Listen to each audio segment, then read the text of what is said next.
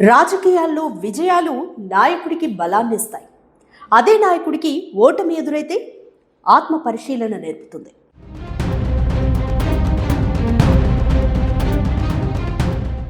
రెండు వేల 2024 ఓటమి తర్వాత వైఎస్ఆర్ కాంగ్రెస్ పార్టీ అధినేత వైఎస్ జగన్మోహన్ రెడ్డి రాజకీయం కూడా ఇలాంటి మలుపులోనే నిలిచింది.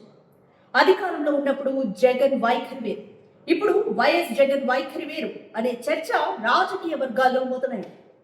2019లో ప్రజలు భారీ మెజార్టీతో అధికారంలోకి తెచ్చిన జగన్ సంక్షేమ కార్యక్రమాల ద్వారా ప్రతి ఇంట్లోనూ గుర్తింపు తెచ్చుకోవాలని ప్రయత్నించారు. అయితే 2024 ఎన్నికల ఫలితాలు వైఎస్ఆర్సీపీకి ఊహించని షాక్ ఇచ్చాయి. ఓటమికి దారి తీసిన తర్వాత జగన్ వైఖరిలో స్పష్టమైన మార్పు కనిపిస్తోంది. రాజకీయాల్లో ఏది శాశ్వతం కాదు. దీన్ని జగన్ త్వరగానే అర్థం చేసుకున్నారు. జగన్కు ఓటమి కొత్తేం కాదు. సీఎం అయిపోతున్నానని అనుకున్న 2014 ఎన్నికల్లోనే ఆయన ఊహించని ఓటమిని చూశారు. ఇప్పుడు అంతే. మరో 25 ఏళ్లు తానే ఏపీకి సీఎంనన్న ధీమాతో ఉండే జగన్ సేమ్ టు సేమ్ 2014లో లాగే 2024 ఎన్నికల్లోనూ ఓడిపోయారు. గెలుపోటములు శాశ్వతం కాదు. ఓటమి నుంచి గెలుపునకు బాటలు వేసుకోవడమే నాయకుడి నిజమైన లక్షణం. ఇప్పుడు జగన్ అదే చేస్తున్నాడు. పార్టీ ఓడినా 40% పటిష్టమైన ఓట్ల మద్దతుతో తొడకని బెడకని స్థితిలో జగన్ ఉన్నాడు. ఇక ఆయన చేయాల్సిందల్లా ఇంతకు ముందు తనను వ్యతిరేకించిన వాళ్లను ఆకట్టుకోవడం, ఆకర్షించడం, వారిని తన వైపు మరల్చుకోవడం. అందుకే ఎక్కడా ఎవరు ఏ సమస్యతో ఉన్నా ఇట్టే వాలిపోతున్నాడు జగన్. ప్రాంతాల వారీగా, వర్గాల వారీగా ఎంచుకున్న సమస్యలపై జనంలోకి వెళ్లి తన బలమెంతో తెలుసుకునే ప్రయత్నాన్ని ఓడిన 2 ఏళ్లకే తెలుసుకునే ప్రయత్నంలో జగన్ ఉన్నారు. మొన్నటి ఉత్తరాంధ్ర టూర్, అంతకుముందు సత్తెనపల్లి, నెల్లూరు పర్యటన విషయం ఏదైతేనేంటి పక్కన పెడితే జనంలో జగన్కు ఉన్న ఆదరణ చెక్కు చెదరలేదనేది సుస్పష్టం. 2019 ఎన్నికల్లో 151 సీట్లతో అతి భారీ మెజార్టీలతో అధికారంలోకి వచ్చిన జగన్ సంక్షేమ కార్యక్రమాల ద్వారా ప్రతి ఇంట్లోనూ గుర్తింపు తెచ్చుకోవాలని ప్రయత్నించారు. ఆయన చేసిన కార్యక్రమాలు ఆయనకు ఎంత ధీమా ఇచ్చాయంటే వై నాట్ 175 అనేంత. అంటే తన 5 ఏళ్ల పాలనలో చేసిన అభివృద్ధి సంక్షేమ కార్యక్రమాల ముందు కుప్పంలో చంద్రబాబు సహా ప్రత్యర్థి అనేవాడెవడు గెలవలేడు అన్న స్థాయికి జగన్ అండ్ కో వెళ్ళింది. జగన్ ఆశించింది, అనుకున్నది ఒకటైతే జగన్ చేసింది ఇంకొకటి. వై నాట్ 175 అనుకున్న జగన్ కు 11 సీట్లకే పరిమితం చేశారు ఓటర్లు. ఇది నిజంగా జగన్ కు పెద్ద షాకే. ఇది ప్రత్యర్థులు కూడా ఊహించని ఓటమి. ఓటమికి దారి తీసిన తర్వాత జగన్ వైఖరిలో స్పష్టమైన మార్పు కనిపిస్తోంది. ప్రజలతో మమేకం కావడమే ప్రధాన బాధ్యత అని భావిస్తూ ఆయన సరికొత్త వ్యూహంతో ముందుకు సాగుతున్నారు. జగన్ లో మార్పు కనిపిస్తోందన్నది రాజకీయ విశ్లేషకుల అభిప్రాయం. ఇప్పుడు పార్టీ నేతలకు, కార్యకర్తలకు ఎక్కువ టైం ఇస్తున్నారు. జగన్ దగ్గరకు వచ్చే వాళ్ళెవరూ పనుల కోసం రారు. ఆయన్ను దగ్గర నుంచి చూడాలి, ఆయనతో చేయి కలపాలి, ఫోటో తీసుకోవాలి. అదే వాళ్లకు బ్రహ్మానందం. ఇప్పుడు జగన్ వారికి అదే ఇస్తున్నారు. తాడేపల్లిలో ఉన్నవాళ్ళు ఆ రోడ్డు జగన్ అభిమానులతో కిక్కిరిసిపోతాం.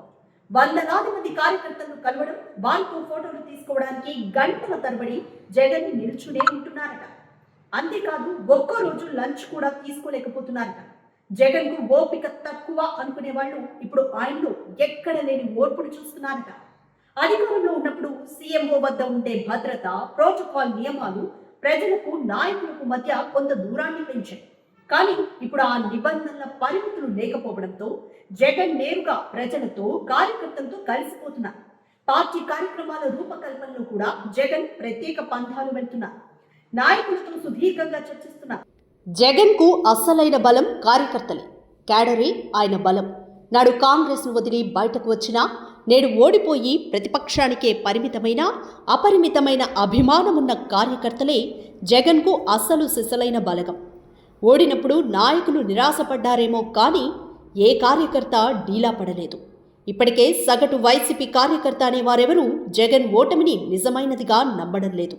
3.5 లక్షల కోట్ల రూపాయలను డీబీటీలో జనం ఖాతాల్లో వేసి 35 లక్షల కుటుంబాలకు ఇళ్ల స్థలాలు, ఇళ్లు ఇచ్చి ఊరు వాడ గ్రామాలలో సచివాలయాలు పెట్టి పాలనలో స్వాతంత్రం తర్వాత దేశంలో ఏ పార్టీ, ఏ రాష్ట్రం చేయలేని విప్లవాత్మక సంస్కరణలు తెచ్చారు జగన్.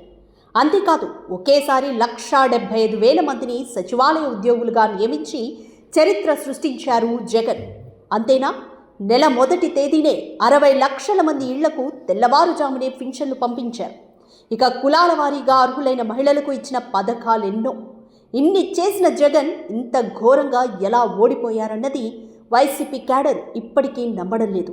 అందుకేనేమో సహజంగా ఓటమి తర్వాత కొన్నేళ్ల పాటు స్తబ్దుగా ఉండే క్యాడర్ ఫలితాలు వచ్చిన మొదటి రోజు నుంచి మళ్లీ జగన్ను సీఎం చేయాలన్న కసితో కనిపిస్తున్నారు.